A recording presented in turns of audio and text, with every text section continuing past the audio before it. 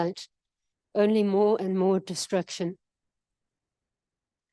I found this excerpt from an interview conducted by Charles Villavicencio in his book, The Spirit of Freedom, South African Leaders on Religion and Politics. The book was published in 1996, so Franz was speaking in the interview within the context of that time, but it fits with the theme of resilience, though more in the context of South Africa and survivors' experiences here after the Holocaust. He refers to three social realities which need to be taken into account in seeking to discern the moral ethos of South African Jews. And I quote, "The first is the extent of poverty which characterized the arrival of Jewish immigrants. The majority of them were required to eke out a living in whatever way possible. Some worked as laborers, some as peddlers, others opened shops on the margins of the cities and in the rural areas. Some immigrants could recall having had a better socio-economic status in Europe prior to the persecution that drove them out. With this came a commitment to hard work, the education of their children, and a determination to ensure that second and third generation Jews in South Africa would have a better deal in life. It paid off. Jews were able to become medical doctors, lawyers, teachers, and to enter other professions. Although South African Jewish immigrants were traditionally prominent among the supporters of liberal and even radical causes, in the process of climbing the social ladder of life, they tended to become increasingly supportive of the white status quo. Perhaps this was inevitable. It is a well-known sociological fact that with material wealth comes a certain degree of economic and political conservatism. The second factor is the anti-Semitism in its various forms, which was part of the social milieu with which Jewish immigrants had to contend. People sometimes remember that President Paul Kruger had a friend called Sammy Marks. The implication, they seem to think, is that Jews were respected and well treated in the Afrikaner community. The reality is that Blacks, Jews, and Roman Catholics never had the vote in the old Transvaal Republic. And the pro-Nazi stance of some politicians who would eventually occupy the highest offices in successive National Party governments is well known. Aware of their minority status and remembering the persecution that drove them out of their homes once before, the Jewish community was politically sensitive, ready to interact with the existing political establishment, and willing to become quite submissive in return for a space in which to live. The irony is that some Jews in this country have since even been prepared to support and promote the political policies of the National Party, this is 1996, that has not only a history of anti-Semitism, but has systematically exploited and persecuted people on the grounds of race and ethnic identity. This is the kind of policy that accounted for the Holocaust. Thirdly, the religious factor that has shaped the moral behavior of Jews in South Africa. Jewish orthodoxy looks inward. While not all Jews who came to South Africa were strictly speaking Orthodox as opposed to Reformed, their sense of vulnerability in a hostile social environment caused many of them to look towards other Jews, to protect their Jewishness, to practice Jewish rituals, and generally to take care of their own community. Within the South African community, again 1996, which separates groups and encourages people to affirm their own separate identities, this kind of Jewish exclusivism intensified. Given the fact that most Jews in this country are white, it has meant that this exclusivity has in practice been a white exclusivity. A consequence of this has been that even when Jews have ventured out of their own religious and social communities, they have felt more comfortable among whites than blacks. For a number of conservative Jews, some of whom almost blindly supported the Israeli position concerning the occupied Palestinian territories, this isolation was exacerbated by the fact that many colored people are Muslim and show an understandable sympathy for Arabs on the receiving end of Israeli policy. Many Jews in South Africa, for a variety of reasons, have isolated themselves from the broader South African context, They have certainly not opposed the apartheid structures in the way in which their history and theology would suggest they should. France was an eternal optimist. So am I, although I must say that optimism is being seriously tested at the moment. And so I will end off with a quotation from elsewhere in this interview where he says, "If I had a pessimistic understanding of human nature, I would be a despondent person. I fundamentally believe, however, that by God's grace and with serious moral resolve, we can rise above our conflicts and create a better world. I think the Jewish faith has something to teach us in this regard." Thank you.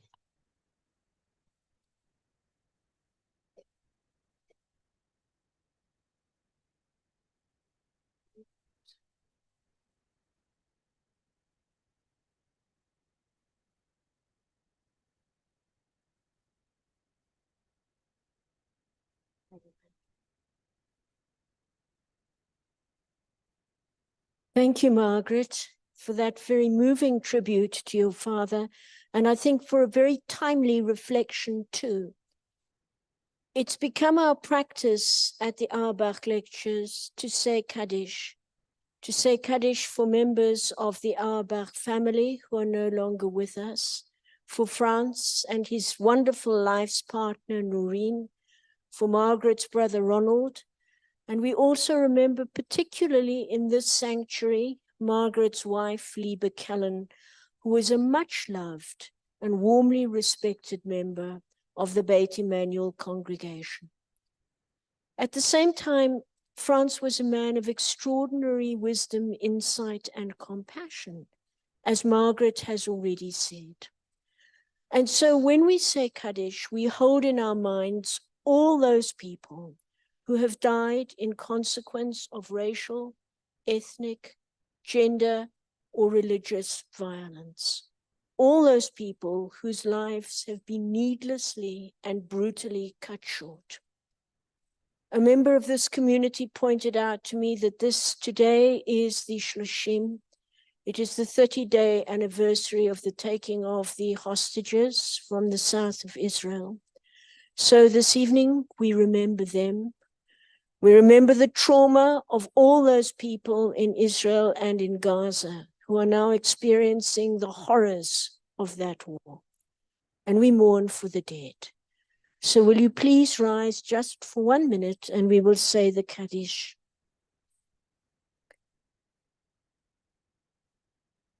Yitgadal v'yitkadash shemei Rabbah, be'alma divrach yirutei v'yamlech malchutei, b'chayachon v'yomechon v'chayei d'chol Beit Yisrael, ba'agala v'zman kariv v'imru amen.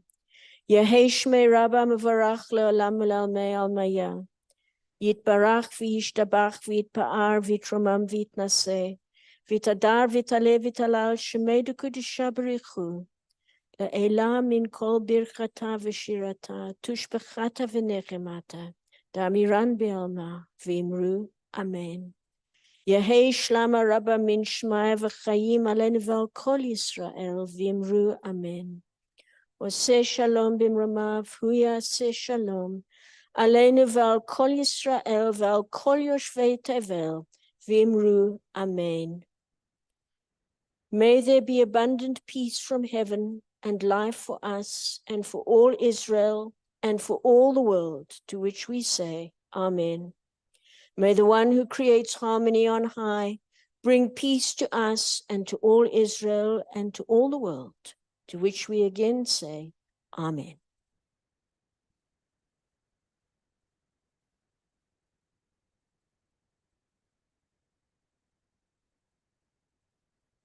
Thank you, Mel. And Margaret, thank you very much. Where's Margaret? Oh, there you are. Now it's your chance, Tali. So let me first welcome you. Many of you know Tali and have heard her speak on a variety of platforms. So you know what an excellent and fascinating presenter she is. Tali Nates is the founder and director of the Johannesburg Holocaust and Genocide Center and chair of the South African Holocaust and Genocide Foundation. She's an historian and lectures internationally on Holocaust education, genocide prevention, reconciliation, and human rights. She teaches on topics such as prejudice, racism, othering, anti-Semitism, homophobia, and xenophobia. Is that a fair summary? She has presented at numerous international conferences, including at the United Nations in 2016 and 2020, and published articles and contributed chapters to many books, among them God, Faith, and Identity from the Ashes, Reflections of Children and Grandchildren of Holocaust Survivors, and Remembering the Holocaust in Educational Settings, and Conceptualizing Mass Violence, Representations, Recollections, and Reinterpretations. In 2010, she was chosen as one of the top 100 newsworthy and noteworthy women in South Africa by the Mail and Guardian. She's also won many awards, including the Kia Community Service Award in South Africa, and I can't pronounce this, Adjit Gratias Award from the Czech Republic in 2020. She serves on the academic advisory group of the School of Social and Health Sciences at Monash University, South Africa, and was one of the founders of the Holocaust and Tutsi Genocide Survivors Group in Johannesburg. In August last year, Tali received the Goethe Medal, and the president of the Goethe Institute said the following: cultural artists and civil society actors are present in many parts of the world and are under massive pressure. With the Goethe Medal, we honor personalities who work for the freedom of art and cross-border cultural and intellectual exchange. Nate's work in Johannesburg deals with past and present genocide in a new way and looks with scientific precision at the roots of the Holocaust and genocides, such as that in Rwanda in 1994. She looks at the roots of the two events and asks what we can learn from them with regard to current wars and human rights issues.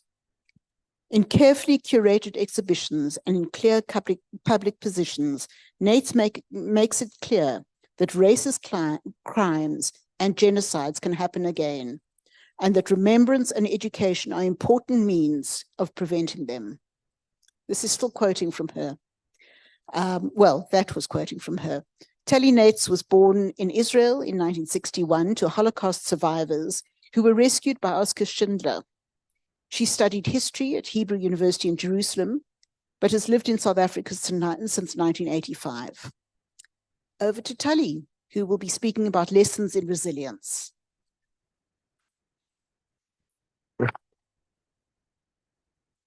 This is a first experience to do this. Sorry, that is fine. Thank you.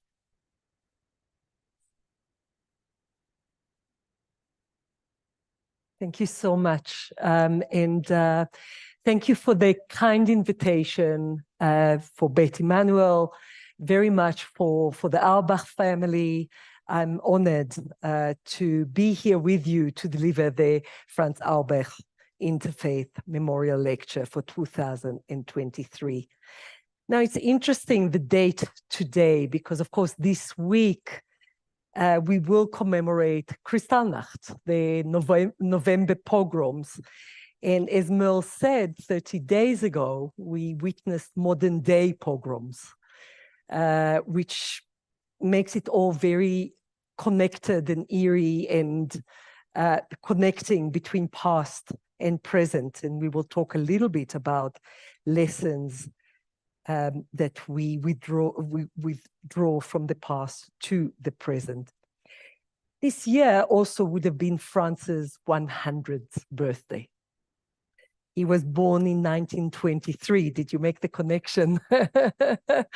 I was thinking about it, that it's quite amazing that he was born in 1923 in Frankfurt an der Oder in Germany. And next slide, please, will show you a little bit of the family photos of Franz, because I really had the honor of seeing Franz for many years and working with him and talking with him, with the late Ronnie Mink as well, and exchanging lots of ideas and learning from him constantly.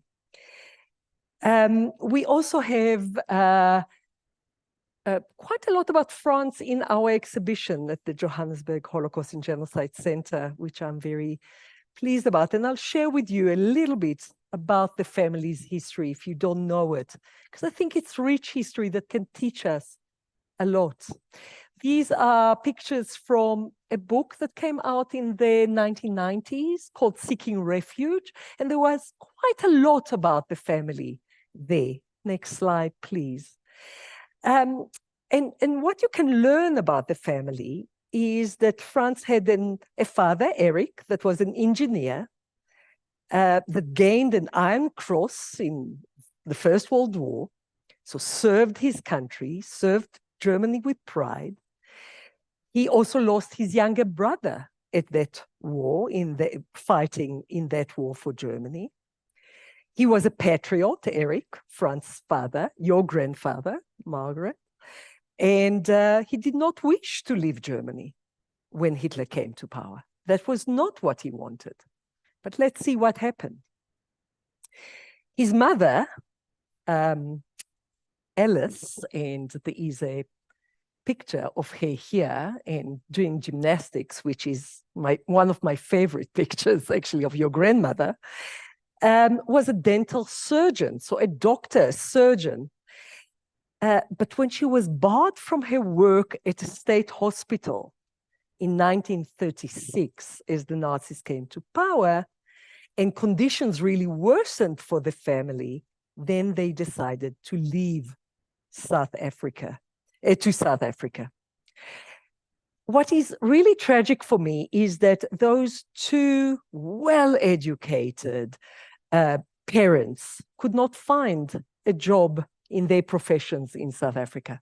Immigration is difficult, and today we're going to speak about resilience, and that is where I want to start. They left a beloved country that Eric did not want to leave. They left their professions that they loved. They settled in Johannesburg.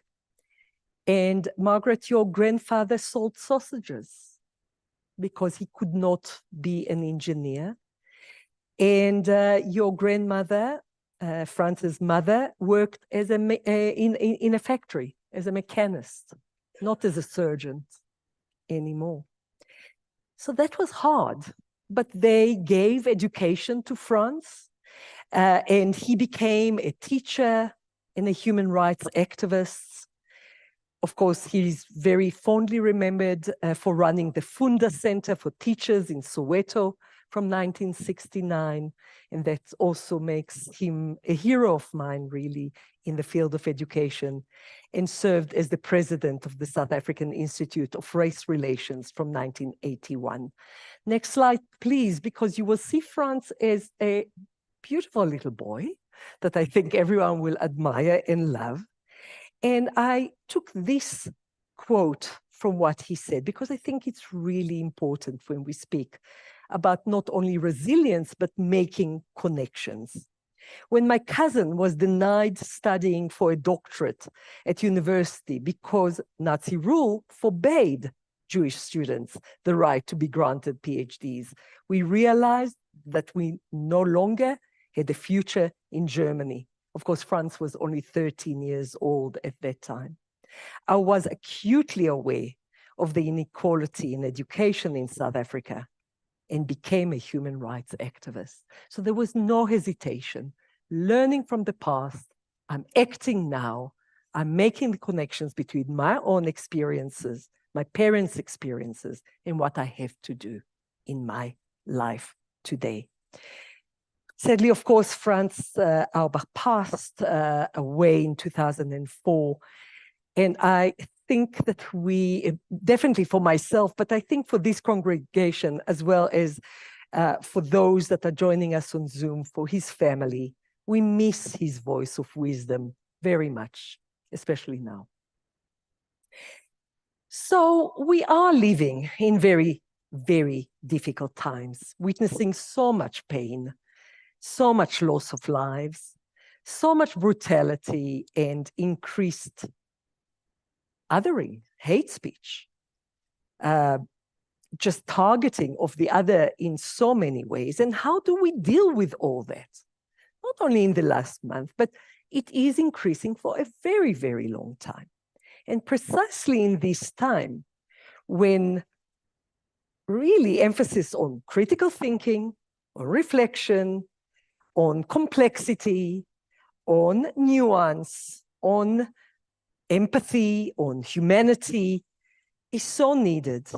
I am inviting us in the next 35 minutes or so to reflect and to maybe think and be encouraged by a few stories I will share with you of survival, of resilience, of resistance, but also of allyship, of helping each other, of being there for each other, and also of the triumph of human spirits in the most difficult of times. Because I'm going to share with you stories from the Holocaust. I'm going to share with you stories from the genocide in Rwanda. Difficult, difficult times. But I invite you to reflect on the stories and try and make your own connections to today's world.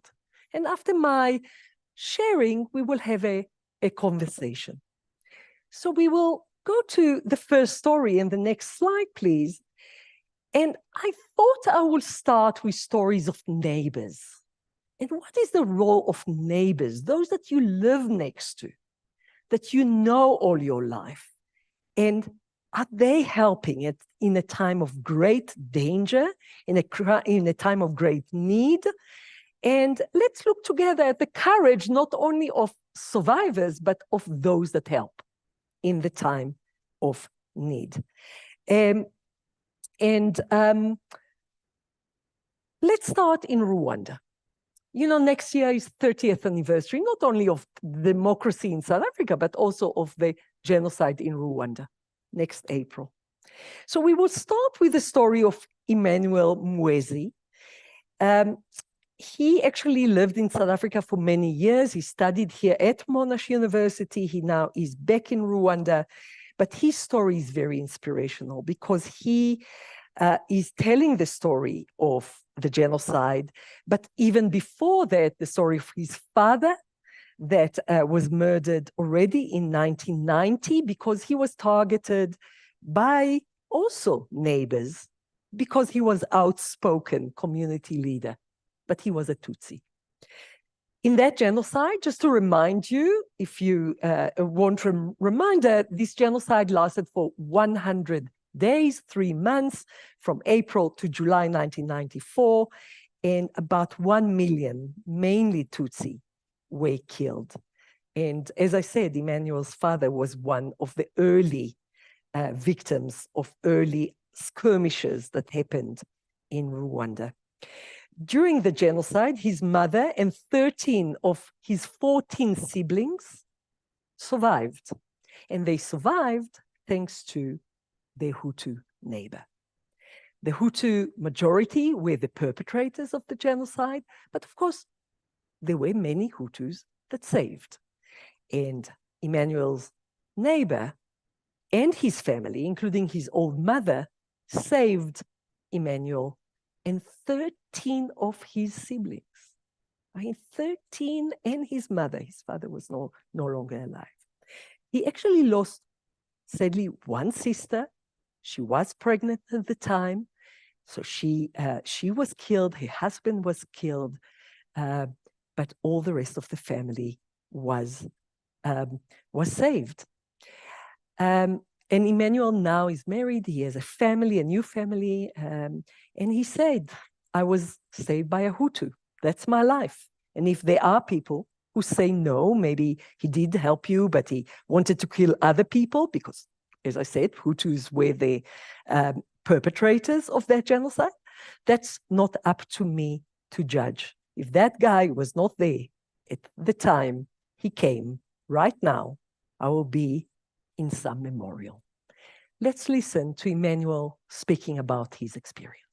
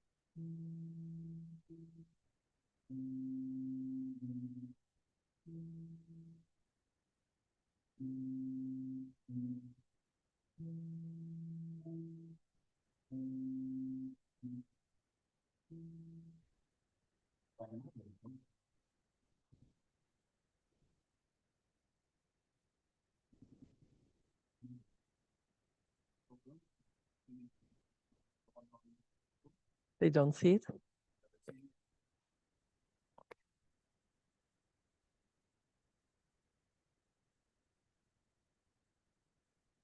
They could read the subtitles, at least. Me, my brother Bernard, and Jeff, we went down to the lake because we said we shouldn't hide in the same place. Because maybe if they find one, they might kill one, and the others will survive.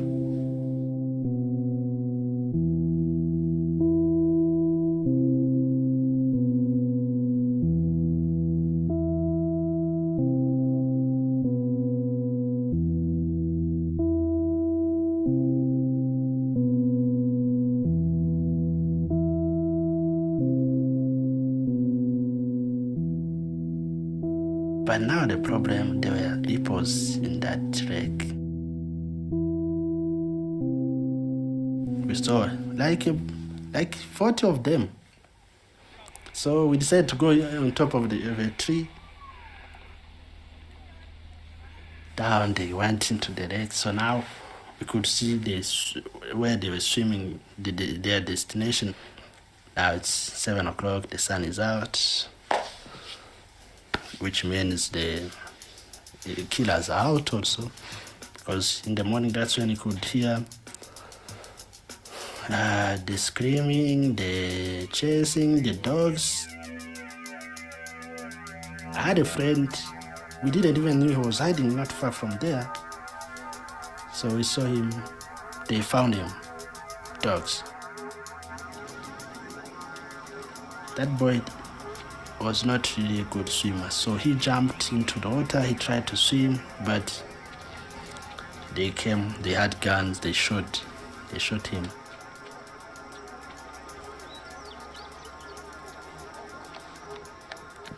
He was in my class, I remember him. That day, that's when I was like, okay, this is real. Because that was the first time I saw someone being just killed in front of me.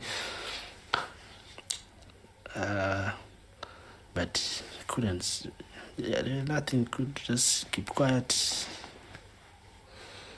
Pray that they don't find you.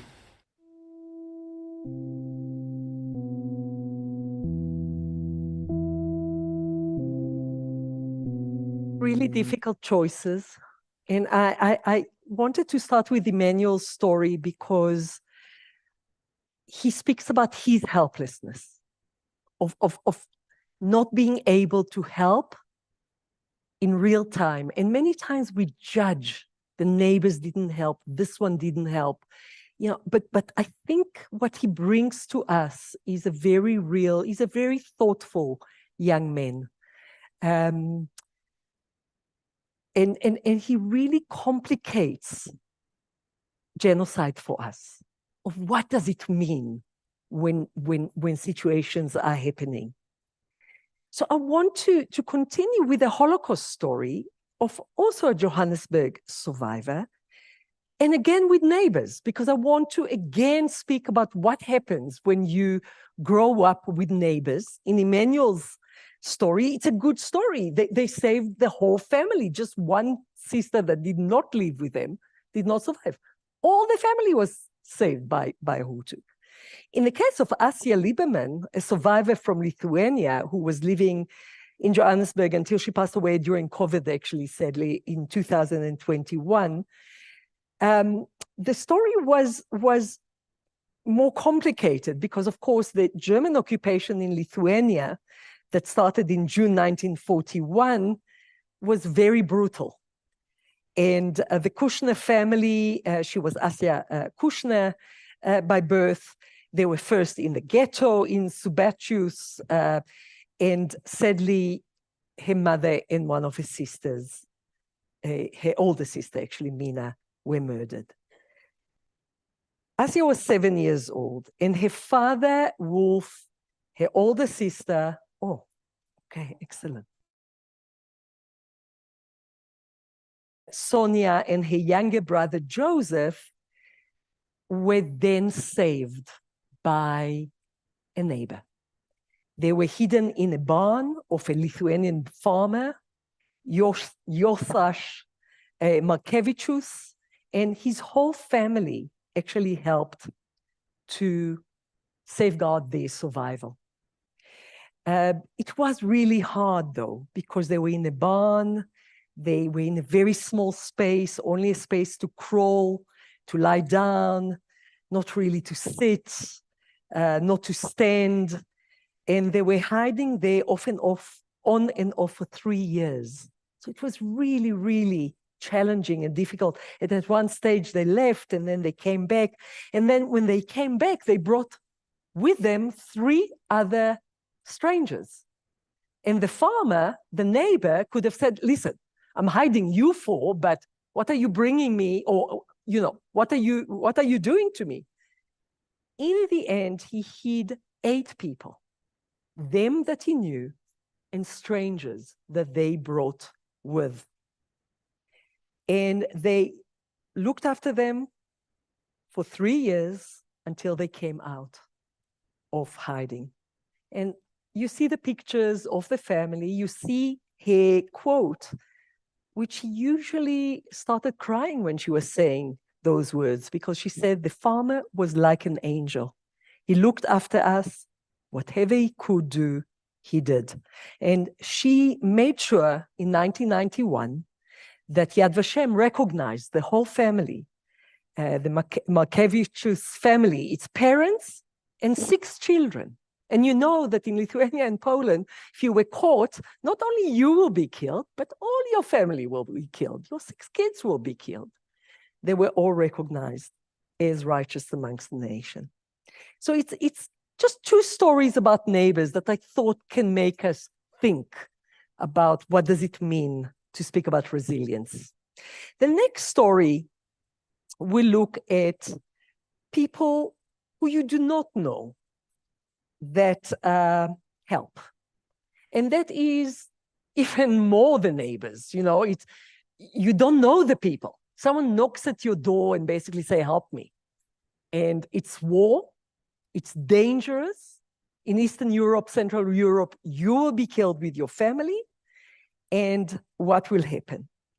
This story is the story of Sylvester, and in Rwanda as well, Hutu, who will save their neighbors or save anyone, will also be killed.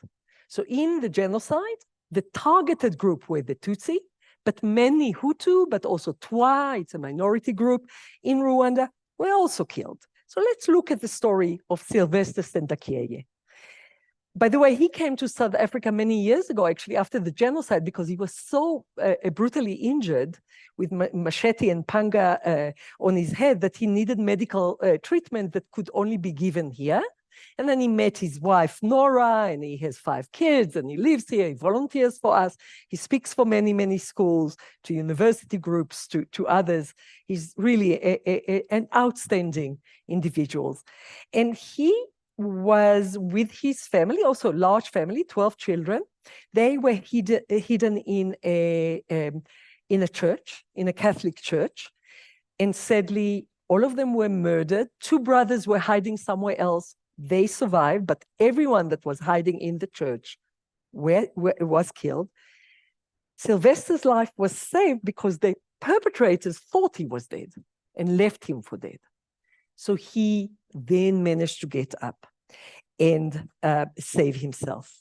And he tells the story of a German nun that actually saved his life. And I thought that story, after speaking about Germans that are killing in Lithuania, is also an important story to hear. And he says, there was a German nun at the church, Milgita. Not many of them stayed, but she did. She wanted to help us, and she actually saved his life. Her name was Milgita Keller. She is recognized. We know his story, and that is an amazing story. And by the way, you know, some priests, some nuns, some others were part of the killers. So it's again choices, you know, it's not one way, and we need to look at all that. And I think for me, it's all about, you know, this German nun. So don't generalize all Germans are or whatever, because there are choices and people can help. People are different. And let's hear a little bit, just a minute of Sylvester's story. Rwandans people used to believe that in the church, no one should attack a church. And whoever was there had to be safe. Attacking church is like attacking God.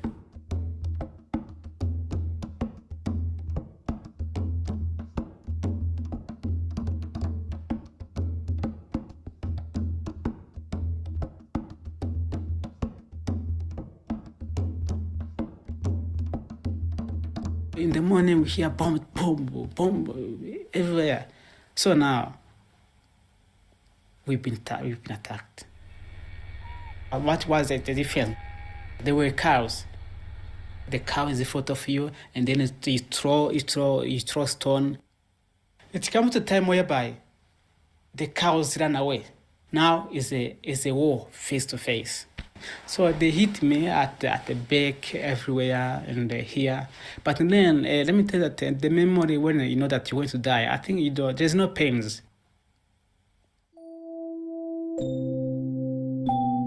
My soul was gone, my spirit was gone. What was there was just a body. I never feel anything, but I remember when they hit me here, I told myself, you know what, if they hit me again, I'm gone. But the fact that too much blood was out, they were just seeing blood only. They thought, oh, we're done with this one. Yeah, it's dead. The morning, they're coming to bury us. Or they're coming to check whoever's still alive. I ran away. This Catholic sister, the one who was from Germany, was having a medical center. He used to keep on bribing people always that they must not kill us.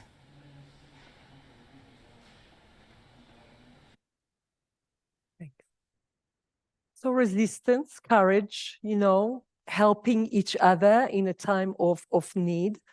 And I want to speak about resistance a little bit more in this example of the Warsaw Ghetto. I think people know about the Warsaw Ghetto, the largest ghetto in Europe, the largest actually community in Europe after New York. It was the largest community in the world in 1939, 1940. The ghetto is large. The Germans pushed 30% of the population of Warsaw, which was Jewish, to a very small area covering only 2% of the city, so very, very small. And the ghetto exists from November 1940 to, let's say, May 1943. It ends in the uprising in the Warsaw Ghetto. And the conditions were very bad. We know that people died just of starvation, and we'll speak a little bit about it later on. Average calories in the Warsaw Ghetto was 600 calories a day. So just to understand what we are talking about.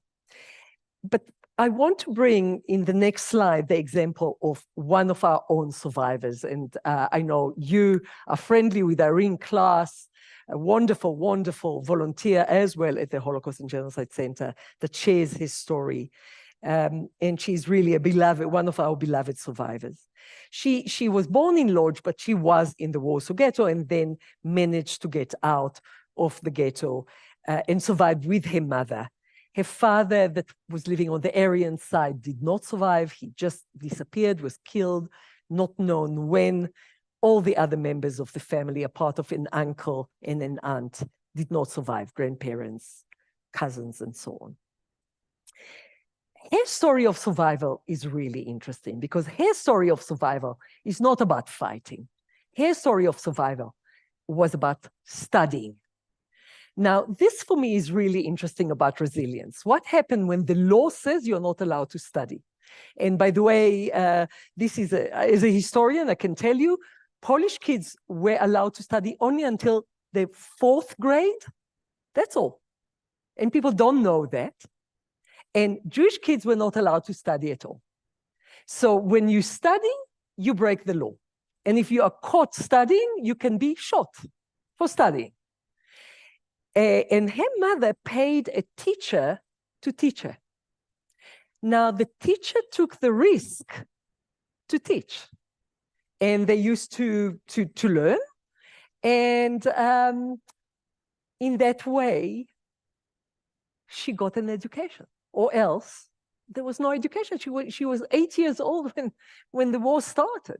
She would not have had an education. In the next slide also, it tells you about more of her resilience, because she managed to get out of the ghetto just before the uprising, after being in the Umschlagplatz and almost going to Treblinka and seeing terrible, terrible things.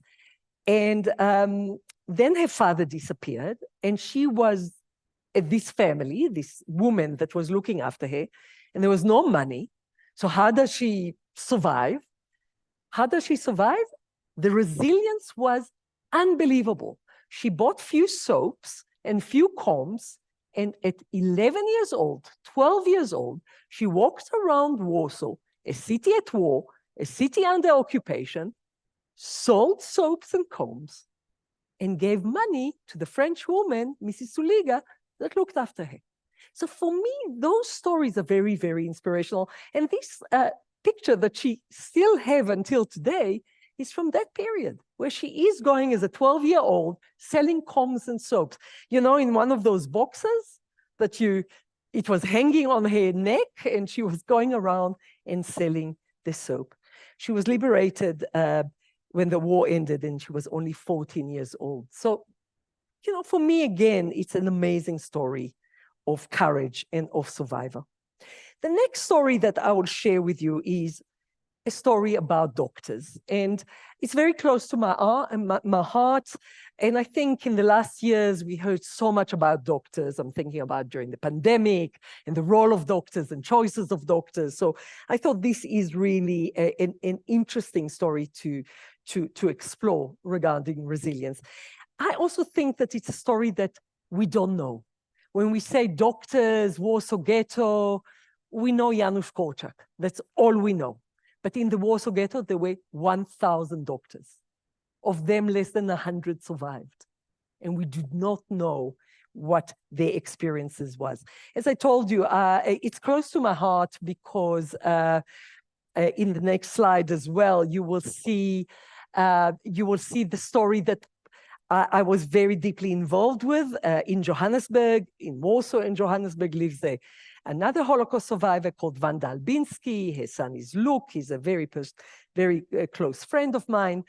And we created a film about Wanda and about her experiences in the Warsaw Ghetto and about her mother. Her mother, Alina Rothstein, I'll speak a little bit about her later, was one of those 1,000 doctors in the Warsaw Ghetto. And some of you heard Luke speak about his grandmother, Halina, and about his mother. And we created this film, Nobody Told Me.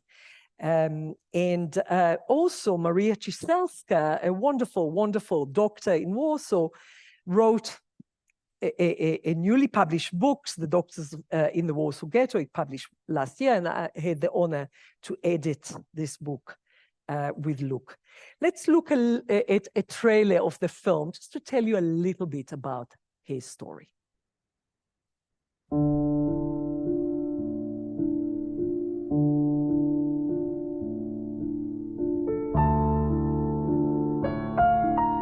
My mother, I suppose she was socialist, and I don't know if she was no Jewish, no Polish. She was just atheist, I suppose.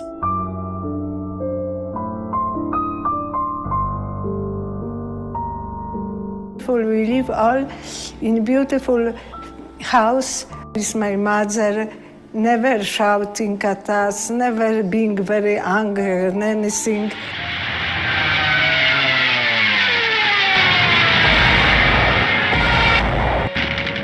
When I see the German, I was so frightened. I didn't know where to get out from seeing them. And after, everybody was supposed to go to the ghetto. Dr. Halina Rothstein, she's a doctor inside the ghetto. By 1941, the first typhus epidemic is spreading. The doctors are working night and day. She worked in hospital. Then a basement was small room for us, and we get there with my mother. You see, Halina knows she needs to save her children. Through working with the underground and with people helping the Jews, Wanda and her brothers managed to get out. It took extremely brave people to risk their lives to save Jews. The penalty was death, there was no question. If you were caught aiding Jews, you would die, your spouse would die, and your children would die as a result of it. These people made promises to each other which were of a different nature from an everyday promise.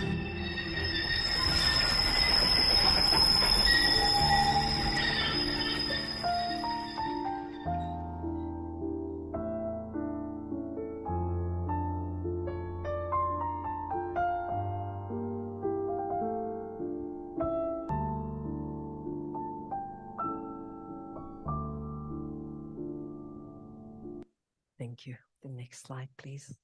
So I really want to spend a few minutes to speak about the doctors and their resilience and resistance, for me, is exemplary. Do you know that in the Warsaw Ghetto, there was an underground university? I mean, these are the things that you don't know. You know, you think you know about the Holocaust and you don't know that there was an underground medical school in the Warsaw Ghetto. And how come the Germans that did not allow education allowed the medical school? I mean, that is a bit strange, because they were very scared of pandemics, especially typhus. And they actually ordered a typhus or pandemic prevention training in the ghetto. So now they were allowed to do training to prevent pandemics. And what they did was to open an underground university, basically. They called it training, but it was a full functioning university. So much full functioning university that those that survived, it was only operational for 1 year because deportations to Treblinka started in 1942, but the 50 that survived, only 50, sadly, survived, that 1 year of university was acknowledged at the University of Warsaw as a full year of university. And they could start from the second year. I mean, this is unbelievable in a time of such terrible ordeal. Lectures were given between 5 and 8 p.m., so students could work in the morning, go and study, get home before curfew. I mean, that's resilience to survive all that. There was no proper lighting. Yeah, we felt that today. They had to study with candles, with lamps. They had no textbooks. They had to smuggle textbooks or copy textbooks. The lecturers were Polish Catholic that sneaked into the ghetto and taught, offered student supervision. that also is not talking about, like, you know, that support of neighbors. And the Germans did not intrude because they were afraid of the pandemics. They graduated from the first year and held a dance, which is very moving. And immediately after that, the deportation to Treblinka started. So for me, that fact that only 50 students then survived this underground university is quite something. The next slide, please. For most doctors, the choices were choiceless choices. They worked until the end, by the way. The doctors worked until the uprising. They stayed there and looked after patients until the uprising. They had to make daily choices, really difficult. And I just brought one quote. The book is absolutely fantastic, full of stories. But one quote by a Dr. Adina Blady-Schweiger, who survived. And she said, none of us wanted to decide who deserved to live and who did not. But sometimes they played God. They had to make those choices. Just one little story that I can share with you was in one of the hospitals before deportations to Treblinka to go to the Umschlagplatz, sick patients, and the doctor decided to give them morphine to kill them before going to the Umschlagplatz. That is also, I mean, it's so difficult, but it was a choice that they will not go through it. As I said, we don't know the 1,000 doctors, and I want to just share with you about Dr. Helena Rothstein because I think it's really interesting story. She is coming into the ghetto when she's 31 years old. She has 4 children. Her husband escapes to the Soviet Union. He's captured by the Soviets. They put him in the Ural Mountains in a factory, and those 4 kids, Wanda is one of them, she's a twin, there are 2 other boys, so 4 kids are in the basement of the hospital. The mother is working and is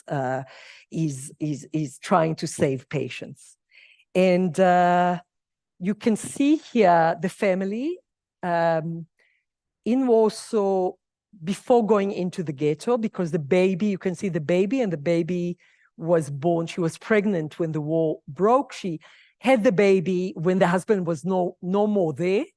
And then she's going to inside the Warsaw ghetto with a baby and 3 little kids. On the other side, you see a very, very important document. And these were doctors had to fill up those documents. You can see them. You can see the Jude. You can see the Star of David, and you can see Helena. And look at the 2 pictures. Look at Helena's picture on the form and how she looks, and look at her picture with the children and the little doggy and how she looks.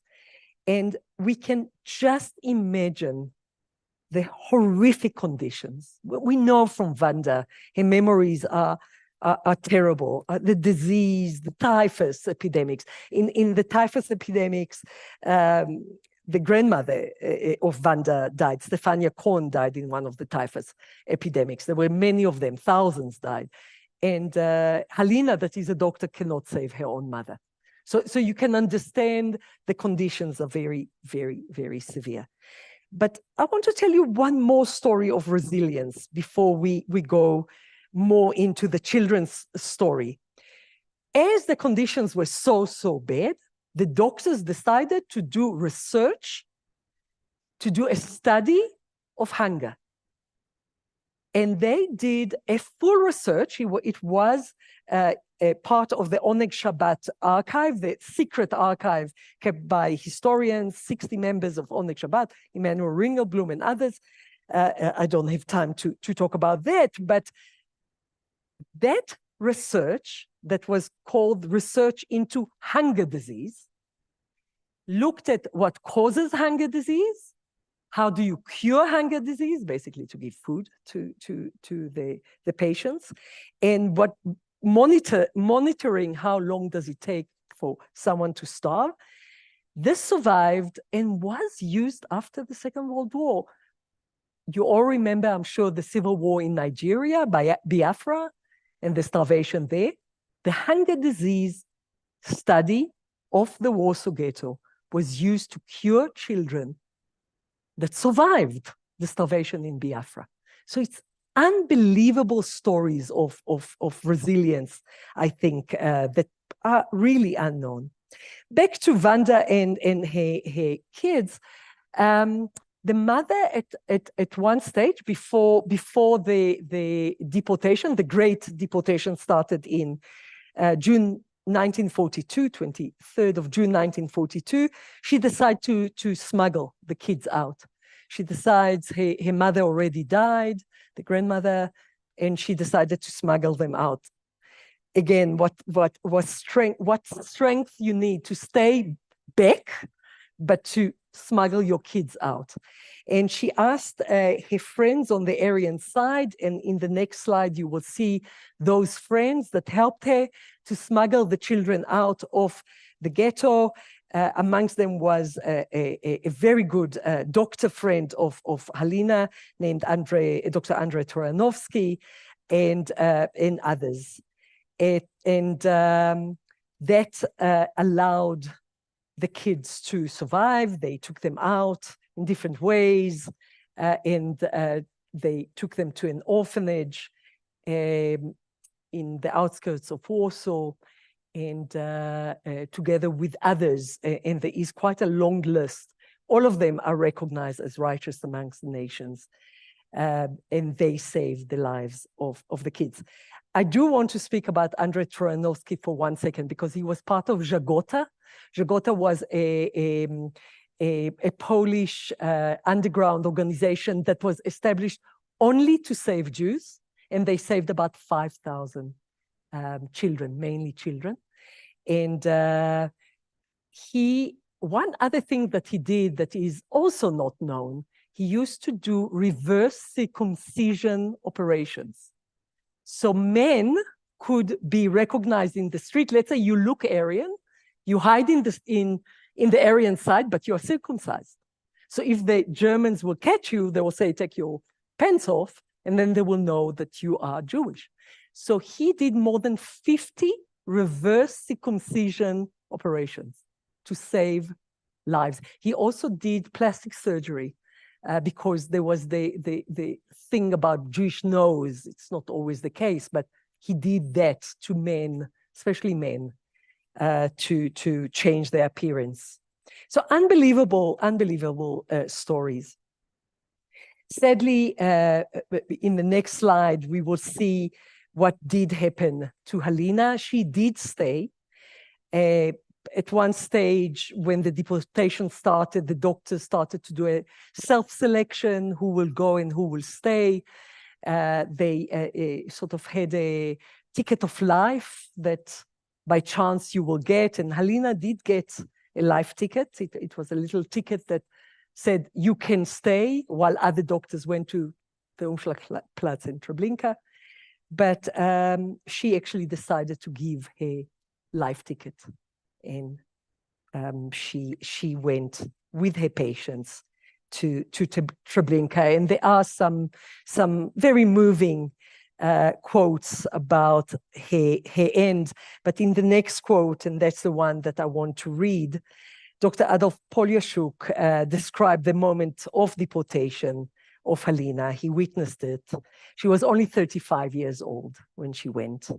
And he said, Halina Rothstein, went to a wagon voluntarily to be with those needing her help. This is how she understood her duty. To many, such a gesture seemed anomalous, for the will to survive was so strong. However, this typical deed was very poignant in its heroism. And I took this photo of Wanda in Treblinka. Her mother died in Treblinka. There's no grave in Treblinka, but she goes there to pray for her mother. She was there with me in July, and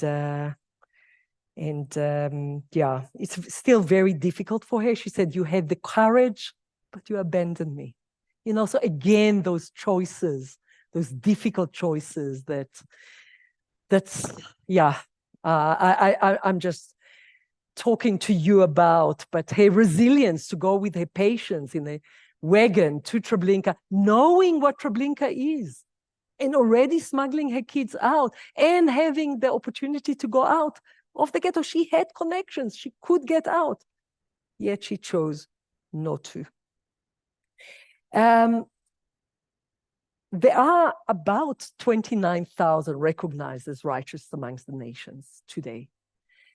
I'm sure the numbers are much higher because many were killed, others were never recognized. Maybe they're up to 100,000, maybe up to 125,000. Of course, in a continent of 200 million, even 125,000 is very small. So we do need to speak about the courage, the resilience, the resistance, the choices when we recognize these righteous amongst the nations. And we do not know what we will do, how we will behave in those situations. I want to end by moving to two stories, one from Rwanda and one from the Holocaust.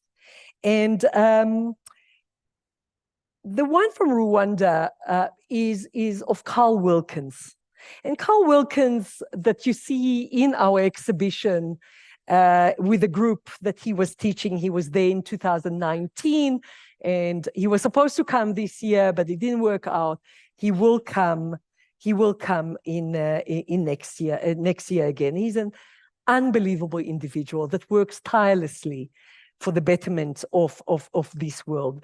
Carl was the director of the Rwandan Seventh-day Adventist Church, actually in Rwanda. And he was there with his family, with his young kids. And when the genocide started, foreigners had to evacuate. And he evacuated, his parents were there, he evacuated his parents, his children, his wife. But he said to his family, do you allow me to stay? I think I can do good by staying. And his wonderful wife said, yes, you must stay. And Carl was the only American that stayed in Rwanda. Carl saved the lives of, we know, more than 400 people. He saved the lives of orphans, together with a fellow Hutu that was the head of the orphanage, Damaski Simba, that sadly died this year of kidney failure. But he was the director of the orphanage, so you have a Hutu and an American saving Tutsi kids and their parents, more than 400. And that is quite an amazing thing. And not only saving, because Wilkins went to the genocidaire prime minister, Jean Kambanda, that was so scary. He went to his office and he said, those orphans, it will be on your head, on your conscience. I mean, who does that? He could have shot him there. And he saved the life of those 400.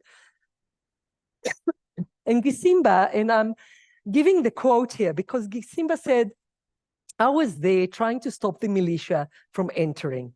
They asked the children to split to two groups, Hutu on one side and Tutsi on the other. But the children, as I always told them, they were one.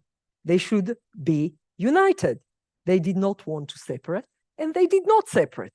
So the resilience of the kids also needs to be recognized, of the bravery of doing that.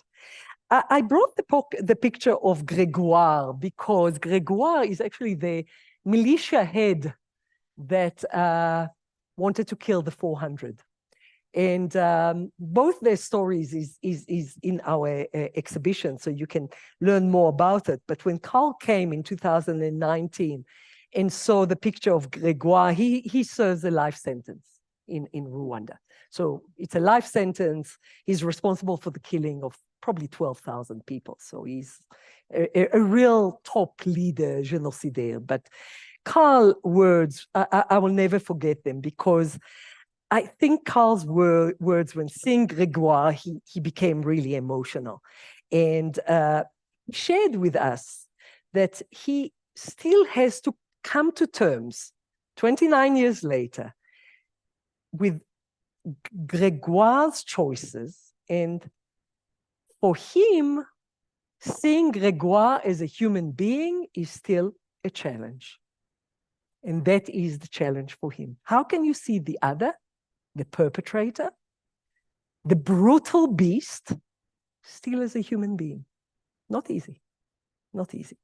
So let's finish with the last story. And sorry if I took a little bit long, but I am finishing with this story. I meet a lot of people, and these two people that I met are very, very inspiring. And in a way, when you, like Elie Wiesel said, when you listen to a witness, you become a witness. So I'm sharing with you all those stories of witnessing. And the one person that very briefly I want to talk about is Henry Buch. He lives in Australia, a child survivor who survived thanks to wonderful, wonderful family, Polish family in Lodz that hid him as a little girl. He was a baby, he was blonde with blue eyes, and he was circumcised. And it was too dangerous for him to hide as a boy. So they hid him as a little girl, and I had the honor to meet that family in Lodz with Henry and with his kids. And his sisters said, "It's so good to see you, Henry, our sister. Until today, you are our sister." I mean, he is unbelievable educator himself.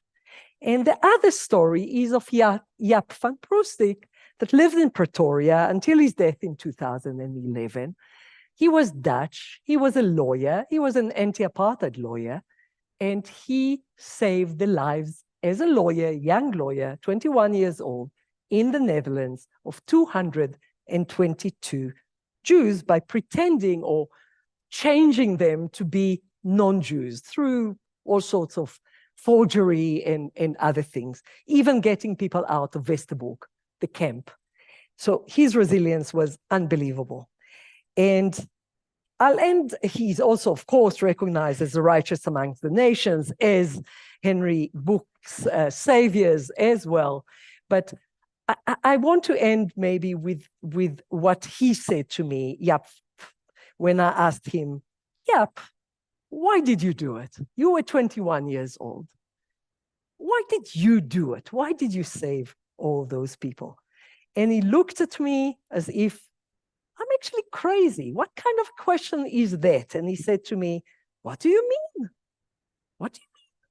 If you are on the beach in Durban and someone is drowning, surely you will jump to the sea and you'll save that drowning man." And I didn't want to break his heart and to say to him that I'm not a good swimmer and I'm not so sure that I will jump to the ocean, the sharks and all that and save. But for him, it was clear that when there is a situation, you help. In one way or another, you help. I'm not sure that it's very, very clear to all of us. And it's perhaps, for me, the ultimate connection for us today, in today's very wounded world and very, very traumatic and heartbreaking world, is that we should surely choose to find an innovative way to at least try to be there with resilience, with resistance, and with choices of life rather than choices of death. Thank you very much. So how shall we do it? Yeah?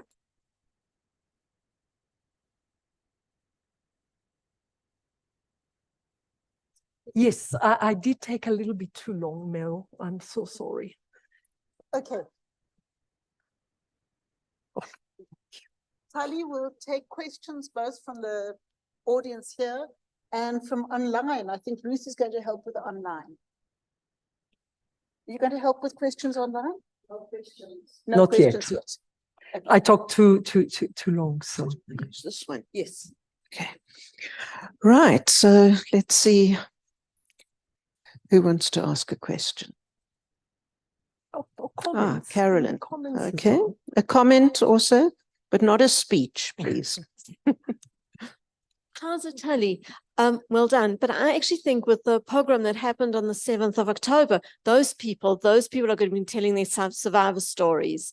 So you can comment on that. But I also think we also need to talk about the perpetrators. Because when I hear about Rwanda and I hear about the torturous way Hamas killed people, and rape in war, please can you talk about that? Because that's horrific.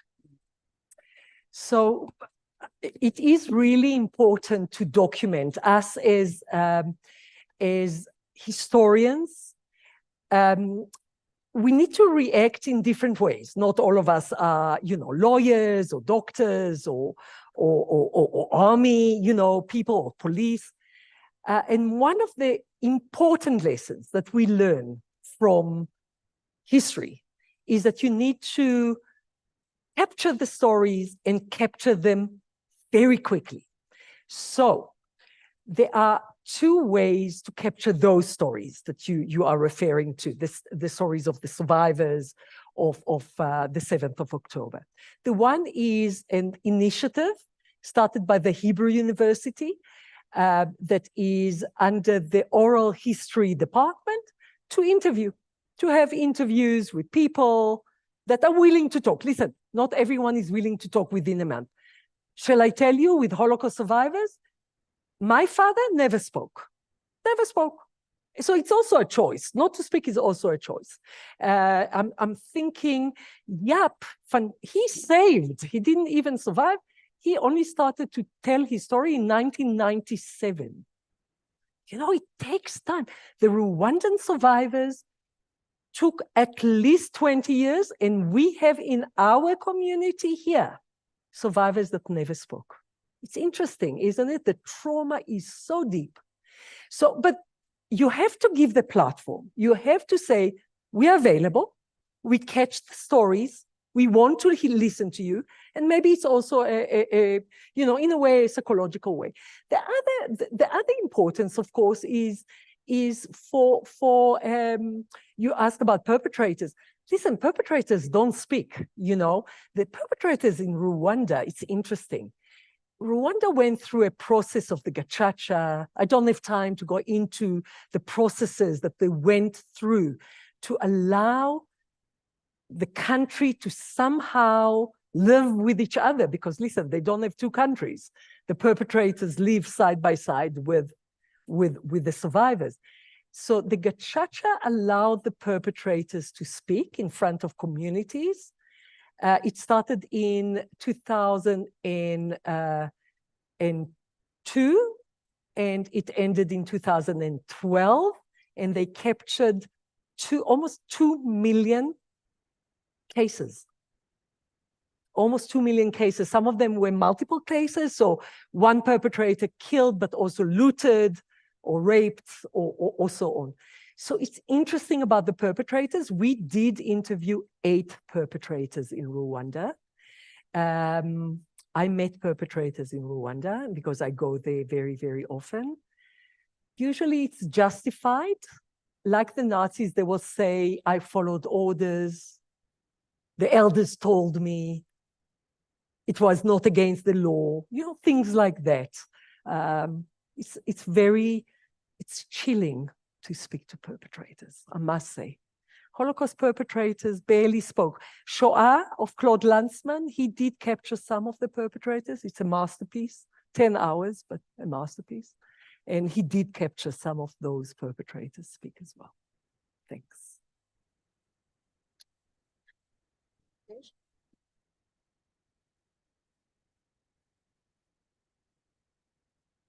Thanks, Lily. I know your focus was on Europe and on Rwanda, but if you can just briefly mention Congo and also Namibia. Yeah, listen, the Great Lake region is not a very peaceful region, as you said. Burundi, DRC, Uganda, militias like the M23, other genocides, Rwanda itself, complicated, very complex, dealing with and the space in the region. So it is interesting. I did get an email from the new head of the TRC in the DRC, just appointed.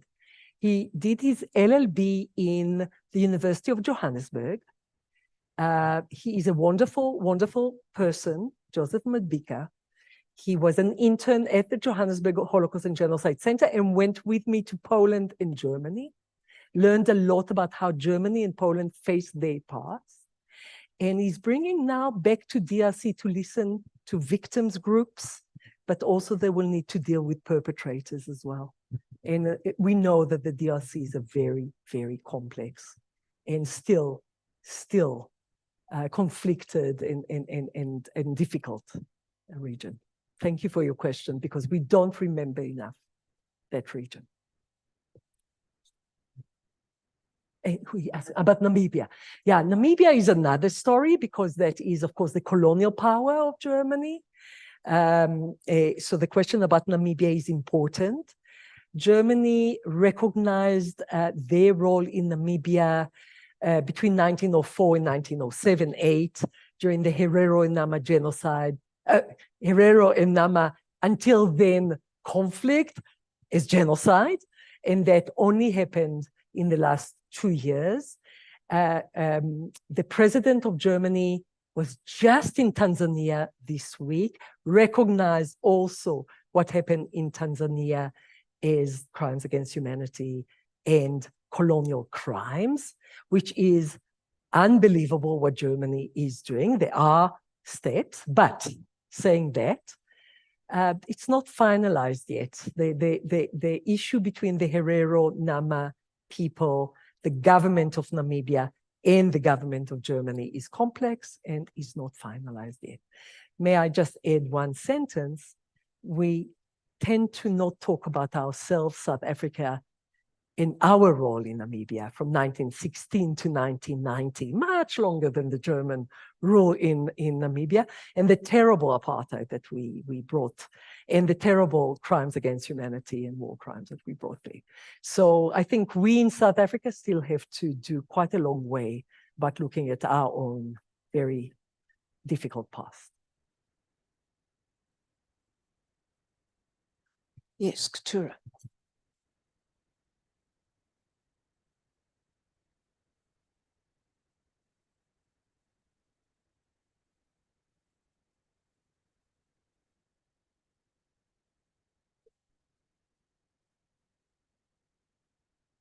People are disappearing in Rwanda. People are being kidnapped every day in Rwanda. Yeah. And I want to find out, what is your take on that? Yeah. Because there's a genocide that he's committing in DRC, the very president of Rwanda. Thank you very much for the question, Keturah. I think it's important to recognize the difficulties of authoritarian regime, of how shall we call it, disappearances, as you said, of deaths, I would say, that are happening. It's a complex issue, and I do call on very much on Rwanda to adhere to human rights today, which is, I know, not easy. But I think that what you're asking about genocide is very important, because genocide is an international law. It's a definition by international law. It's complicated. I don't have time to go into it. But even if there are murders or disappearances, as you said, and there are in the whole region many, it does not mount to genocide, because genocide, according to international law, has to have certain issues. It doesn't mean that it's not as bad. So it's not stages, genocide is worse than murder. It's like when you have murder and you have first degree, second degree, homicide, and so on. Listen, I'm not a lawyer, but you have different kind of laws. That is where genocide is a certain law, Crimes against humanity is a certain law, war crimes is another law, and so on, ethnic cleansing, and so on and so forth. So, sorry, I'm again answering as a historian. I cannot give you the legal terms. I am just, as a historian, know that not every mass killing, as horrible as it is, and brutal as it is genocide. In the Others? Zoom, Other questions? and in the Yes. Zoom, I worry about the constant repetition of Holocaust, and that what this means for generation after generation. We talk to our children and grandchildren, and this repetition of victimhood, and the trauma that is being passed on from generation to generation. And yeah, that's my concern. Yeah. So the Jewish people, talking about the Jewish people, are a people of history. They're people that are telling history, commemorate history. It's very history-driven tradition, culture. If it's the food on Passover, if it is Esther, if it is Sukkot, and so on. The Holocaust is certainly one of those historical events, first of all, that will not be forgotten. It is a genocide of the Jews of Europe and North Africa that was unprecedented, really, in its scope. So it shouldn't be forgotten. However, I think as it becomes more distant, like the Exodus or like, other histories, it will be taught or remembered, I believe, in different ways. We still are living in the end of the era of the survivor. There are few years still for those survivors amongst us. And that history is going to become a history, not a living memory, but historical memory. And we will have to see how in the stories that are being told, all those shades are being told. And that's the reason I told you many shades in today's stories of resilience, resistance. But I can also tell you other stories, many stories, but there's no time. Thank you. Are there more questions? Okay, I have a question. It's about the language you use, resilience. Whereas it seemed to me that quite a few of your stories were actually about resistance. So what is the relationship and the connection there? Jessica, very interesting question. Resilience for me, and it's not right or wrong, black and white, for me, resilience is this, the person himself. Helena Rothstein, she did not survive. But for me, her resilience is unbelievable. To stay with 4 kids, her husband is gone, look after her mother, and then make that fateful decision. That is resilience.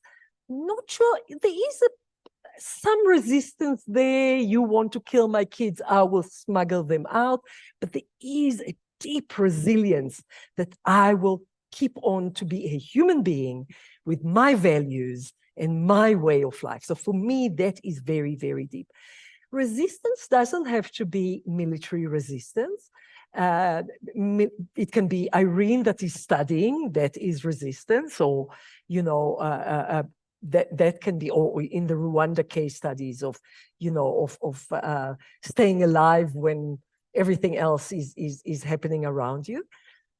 Resistance sometimes is very, very difficult. And I can tell you that in the case of Rwanda, it was almost impossible. One of the survivors is, actually Sylvester is mentioning the cows. Do you remember the cows? And one of the ways to resist was to put the cows in front and then with sticks and stones and, whatever, to fight against people with grenades and so it's very, very difficult. And somehow our mind goes that resistance must be somehow fighting as well. And yeah, so there is relationship between, I agree with you that there is a relationship, but not always resilience is resistance, and not always resistance is a story of resilience for me. Thank you. Thank you. Okay, do you want to take over? Don't go yet. Thank you.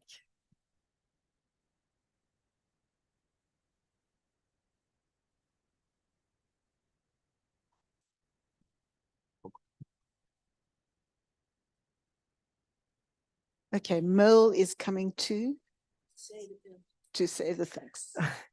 So thank you so much, Tali, for an absolutely wonderful and inspiring lecture. And I'd like to start with a story because that's the historian's way, and you're a historian. It's the literature scholar's way, and I'm a literature scholar, and it's the way of the Jewish people. And some years ago, I went with visiting Rabbi Paul Feinberg, who people here will remember with affection, to visit a very old lady. And she had lost most of her family in the Shoah. And she was so charmed by the generosity of Rabbi Paul or Rabbi Shaul that she took us to her bedroom. And the walls were covered with old, faded sepia photographs of all her friends. And she was talking to us about the store her father had owned and all sorts of things. And she said, you know, I wake up every morning and I say hello to them. And she must have seen this strange look on my face because she said, no, I'm not crazy. I know they're dead. I know they're no longer here. But it's about cherishing and sustaining the past. And they still live with me. And I think that's what you did for us today. You made these people live with us. Yeah. And you spoke to us about three very important things, which I think are lessons for us today, lessons for our times. The first is the problem of ambiguity. That so often in our times, when we look at war, when we look at conflict, we feel we need to take sides. If you're not for me, then you must be against me. And you've looked at these almost impossible choices that people have to make. Does a mother do what she really believes to be right? Or does she stay with her children, nurture her family, and in a sense, neglect that Hippocratic oath that she has taken? And you brought that into such sharp focus for us. You taught us about choice. And with choice, I think, goes ethics and moral responsibility. And you did teach us about resilience, about our need, as you put it in that the answer to that last question, to be who we are, to sustain our values, not to resort to the childhood or playground mentality of he hit me, so I hit him back. In recent weeks, I've really been haunted by words that the poet W.H. Auden wrote in the early years of the Second World War. And he wrote, those to whom evil is done, do evil in return. He didn't mean it as an ethical reflection, but as an understanding of realpolitik. Germany, punished so severely after the First World War, lashed back, and he saw the consequences. And we see that kind of spiral of negativity in Russia and Ukraine, in the Middle East, even now. Again, I think you've taught us this evening that we can think differently, we can behave differently, we can be who we are, and we can resist that kind of destructive imagination, which translates itself into destructive speech and destructive action. A few weeks ago, I happened to mention in the sanctuary during one of our services that there's a Jewish saying that even if you don't actually believe in the coming of the Messiah, you must behave as though you did. Like France, you have to be an optimist. Like France, you have to commit yourself to tikkun olam, to building for a better world. That's what you do, Tali. That's what your center does. It's been my great privilege to be your friend, to work with you, to learn from you, to bring my students to your center, and now to have you as a guest here at Beit Emmanuel. So, kol hakavod lach, Tali. Thank you so much. And we have 2 small gifts to round off the evening and to thank you. Margaret is going to come with the first gift.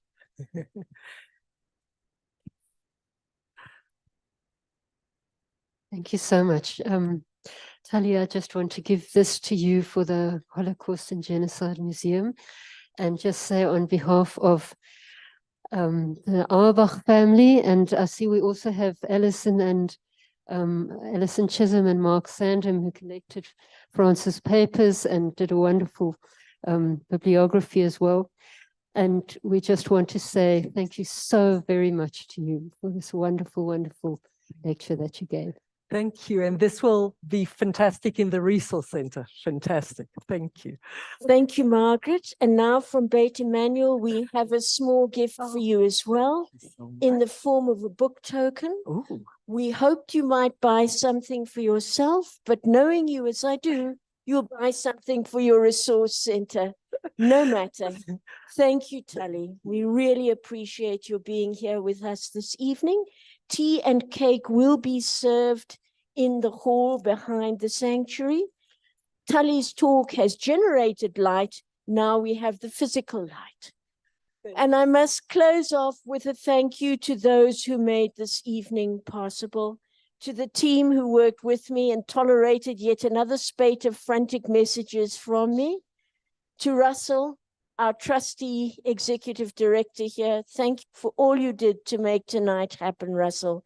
And Hanru, thank you for being the man who makes the tech magic. We appreciate that too. Please come to tea, everyone. Thank you so much.